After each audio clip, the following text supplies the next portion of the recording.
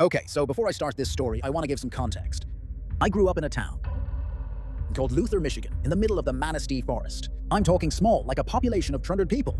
I lived with my grandpa at the time, and we lived in a small one-bedroom cabin he built deep in the woods. And to even get to it, you need to drive down a 2-mile track. So, needless to say, unless you know who my grandpa is or your family, no random person is going to accidentally walk into our front yard out there. So now that I painted the picture, let me tell you the story. I must have been about 7-8 years old or so. As I said, it was a small one-bedroom cabin, so my bedroom was actually the living room. And we had this giant window looking out to the front area of the house.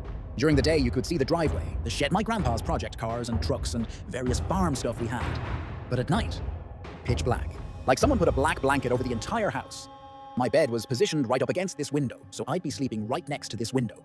As I said, it's small, so space was a premium. So I'd just curl up with my back against the window and fall asleep. I was a pretty heavy sleeper as a kid, so I'd be out the whole night. One night after I said my prayers and got ready for bed, my grandpa tucked me into bed and sat by the fire to read his Bible. Follow for part 2.